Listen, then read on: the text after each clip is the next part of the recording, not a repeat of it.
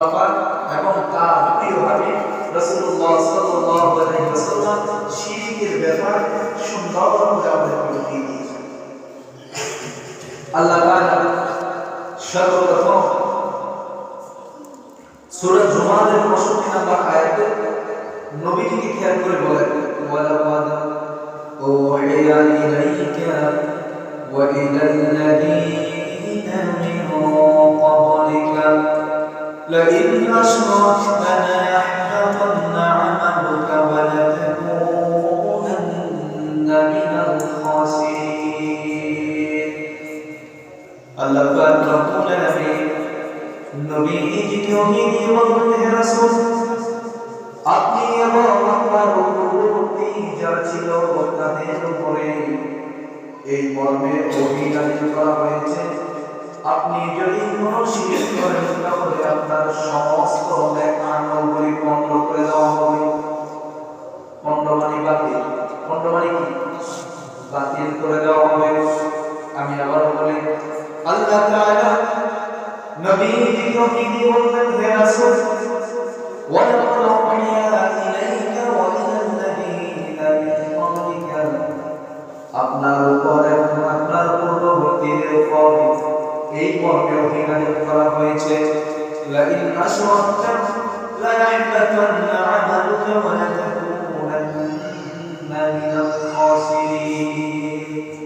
যদি আপনি কোনো শিরকের কাজ করেন তাহলে আপনার ভালো কাজগুলি পণ্ড করে দেওয়া হবে, বাতিল করে দেওয়া হবে।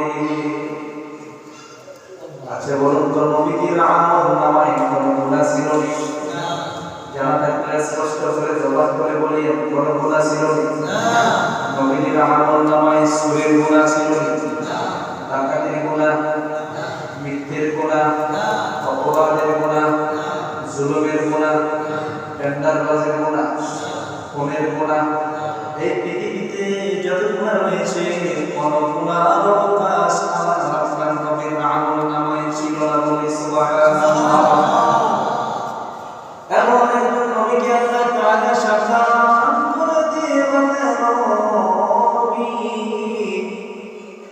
আপনি যদি শিরকের গুনাহ করেন, আপনার যে আমলে সুরের গুনাহ নাই, মিথ্যের গুনাহ নাই, ডাকাতির গুনাহ নাই, খুনের গুনাহ নাই, অপরাধের গুনাহ নাই, পৃথিবীর কোনো গুনাহর অবকাশ আপনার আমল নামায় নাই। কিন্তু এই আমল নামার ভিতরে যদি শিরকের কোনো গুনাহ থাকে, আমি আল্লাহর সাথে সাথে আপনার সমস্ত ভালো কাজের আমলগুলি বাতিল করে দেব। তাহলে শিরকটাকে সহজ বিষয় না কঠিন বিষয়? জবান করে বলতে হবে, সহজ না কঠিন? নবীজির আমলের নেকগুলি যদি বাতিল হয়ে যায় শিরকের কারণে, আমার আপনার গুনাহগারের আমল কি আল্লাহ রাখবে না? কিছুতেই রাখবে না। আল্লাহ তাআলা নবীজিকে বলেন, শুধু আপনার আমলগুলি বাতিল করব না, শুধু আপনার নেকগুলি আমি আল্লাহ পণ্ড করব না, বরং আপনার আমলগুলি বাতিল করে আপনার নেকগুলি পণ্ড করে দিয়ে আমি আল্লাহ আপনাকে প্রকাশের মধ্যে ঢুকিয়ে দেব। আমি আল্লাহ আপনাকে ধ্বংস করে দেব, আমি আল্লাহ আপনাকে অকল্যাণ করে দেব, ধ্বংসের ভিতরে আমি আল্লাহ আপনাকে ঢুকিয়ে দেব। আল্লাহ এই কথা কাকে বলেছেন? নবীজিকে বলেছেন। আল্লাহ তাআলা সূরা জুমারের 65 নম্বর আয়াতে শিরকের বিষয়ে নবীজিকে এমন কঠিন কথা বলে দিয়েছেন, ও নবী, সারা জীবনের আমল পাপ হয়ে যাবে যদি আমলের মধ্যে সরিষা দ্বারা পরিমাণ শিরক থাকে।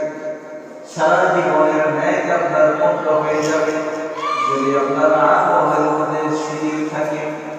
আল্লাহ নবীকে আল্লাহ তাআলা কোরআনের আয়াতের মধ্যে সূরা নিসা 116 নম্বর আয়াতে আল্লাহ তাআলা বলেন, ইন্নাল্লাহা লা ইয়াগফিরু আন ইউশরাকা বিহি ওয়া ইয়াগফিরু মা দুনা যালিকা লিমান ইয়াশা ওয়া মান ইউশরিক বিল্লাহি ফাকাদ ضل ضلالا بعيدا. Allah আল্লাহর সাথে যে শরীক করে, যে শিরক করবে, আল্লাহ তাআলা শিরকের গুনাহ কখনো কখনো কখনো ক্ষমা করবে না। আল্লাহ নবী কি বলেন, পৃথিবীতে অন্য অপরাধ যাকে মনে চায় আমি আল্লাহ ক্ষমা করে দিতে পারি, ওই ক্ষমতা আল্লাহর আছে না নাই? জবান করে বলতে হবে আছে না নাই? আল্লাহ চাইলে জান্নাতীকে জাহান্নামে দিতে পারে কি পারে না? আবার জাহান্নামীকে জান্নাতে দিতে পারে কি পারে না? রাতকে দিন করতে পারে কে? আবার দিনকে রাত করতে পারে কে? ওই আল্লাহ বলেন নবী, নিশ্চয় তারা শিরক করলো, ইন্নাল্লাহা লা ইয়াগফিরু আন ইউশরাকা বিহি ওয়া ইয়াগফিরু মা দুনা যালিকা লিমান ইয়াশা। নিশ্চয় যারা শিরক করলো, আমি আল্লাহ কোনদিন কখনোই তাদের শিরকের গুনাহ করে ক্ষমা করব না, যদিও সে নবী হয়। শিরকের গুনাহ নবীও যদি করে ক্ষমা করবে না। আল্লাহ তাআলা বলে দিয়েছেন, শিরকের গুনাহ ক্ষমা তো করব না, বরং আমি আল্লাহ তাকে পথভ্রষ্ট করে দেব, ধ্বংস করে দেব। বলি না নাউযুবিল্লাহ। আল্লাহ তাআলা পবিত্র কোরআনের সূরা মাইদার 72 নম্বর আয়াতে বলেন, ইন্নাহু মান ইউশরিক বিল্লাহি ফাকাদ হারামাল্লাহু আলাইহিল জান্নাহ ওয়া মা'ওয়াহুন নার ওয়া মা লিল-যালিমিনা মিন আনসার। আল্লাহ তাআলা বলেন, কেউ যদি আল্লাহ তাআলার সাথে শরীক করে, আল্লাহ তাআলা অবশ্যই অবশ্যই তার জন্য আল্লাহর জান্নাত হারাম করে দিয়েছেন। নাউযুবিল্লাহ বললেন না? যে শিরক করলো, আল্লাহর সাথে যে শরীক করলো, আল্লাহ বলেন অবশ্যই অবশ্যই আমি তার জন্য আমার সুসংবাদের জান্নাত হারাম করে দিয়েছি। এই শিরক যদি আবার কোন পয়গম্বর করে, কোন নবী যদি করে, কোন রাসূল যদি করে, আল্লাহ বলে ওই নবী ওই রাসূলের জন্য আমি আল্লাহর জান্নাত হারাম, আমি আল্লাহ তার জন্য জান্নাত হারাম করে জাহান্নাম তার জন্য নির্ধারিত করে রেখেছি। যে শিরক করলো, আমি আল্লাহ তাকে ধ্বংস করে দিয়েছি। যে শিরক করলো, আমি আল্লাহ তাকে অপমান করে দিয়েছি। যে শিরক করলো, তার জন্য জান্নাত হারাম করে দিয়েছি। যে শিরক করলো, তার জন্য আমি জাহান্নাম নির্ধারিত করেছি। আল্লাহ তাআলা বলেন, ওয়া মা লিল-যালিমিনা মিন আনসার। আমি যাকে ধ্বংস করে দেই, আমি যার জন্য জান্নাত হারাম করে দেই, আমি যার জন্য জাহান্নাম ওয়াজিব করে দেই, আমি আল্লাহ যাকে পথভ্রষ্ট করে দেই, পৃথিবীর আর কে তাকে সহযোগিতা করবে? আসেনি আর সহযোগিতা করে? আল্লাহ যাকে ধ্বংস করে দেয়, পৃথিবীতে আর কে বাঁচাবে? আল্লাহ যাকে ধ্বংস করে দেয়, পৃথিবীতে তাকে আর কে সুপারিশ করবে? আল্লাহ যাকে ধ্বংস করে দেয়, পৃথিবীতে আর কে তাকে রক্ষা করবে? তারা পৃথিবীর ক্ষমতার মালিক যে আল্লাহর মধ্যে রয়েছে, সে আল্লাহ যদি ধ্বংস করে দেয়, আর কোন ক্ষমতা তাকে বাঁচাবে? ঠিক না? আল্লাহ যদি ধ্বংস করে দেয়, আর বাঁচানোর ক্ষমতা আছে না? তাহলে সর্বপ্রথম আল্লাহ তাআলা সূরা জুমারের 65 নম্বর আয়াতে বলেছেন, ও নবী, এই মর্মে ওহী নাযিল হয়েছে, আপনি যদি শিরক করেন, আপনার নেক আমল আমি বন্ধ করে দেব, বাতিল করে দেব, আপনাকে আমি ধ্বংস করে দেব। আল্লাহ তাআলা পবিত্র কোরআনের সূরা ইসরার 116 নম্বর আয়াতে বলে দিয়েছেন, পৃথিবীতে সব গুনাহ আল্লাহ যাকে চায় ক্ষমা করে দেবে, কিন্তু শিরকের গুনাহ কখনোই ক্ষমা করবে না। আল্লাহ নিজেই বলে দিয়েছে, আমি ক্ষমা করব না। সব গুনাহ যাকে মন চায়, যাকে মায়া লাগে, যাকে মহব্বত করব, ক্ষমা করে দেব।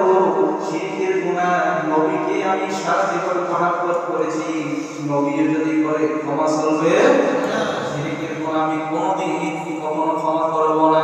সূরা মাইদার 72 নম্বর আয়াতে আল্লাহ তাআলা বলে দিয়েছেন, যারা শিরক করলো তাদের জন্য জান্নাত হারাম করে দিলাম, যারা শিরক করলো তাদের জন্য জাহান্নাম নির্ধারিত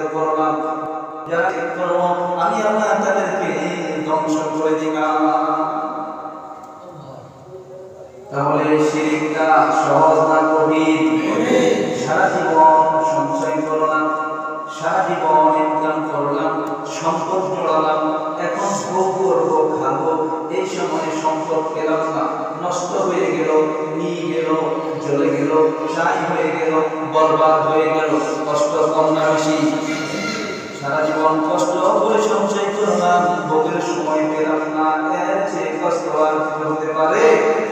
আল্লাহ তাআলা বলেন ৬০ বছর হায়াত দিয়েছি, ৬০ বছর তুমি ইবাদত করেছো, কোনো গুনাহ করো নাই, মনের আঘাতে তুমি শিরক করে বসে আছো, এমন কোন শিরকি কথার উপর তুমি হাসি দিয়েছো, তোমার ওই হাসিটার কারণে তোমার ঈমান চলে গেছে। এমন কোন শিরকি কথার সাথে তাল মিলিয়ে তুমি ঠিক করেছো, ওই ঠিক বলার সাথে সাথে তোমার ঈমান চলে গেছে, বলতেও পারো না। ঈমান যদি না থাকে, ঈমান ব্যতীত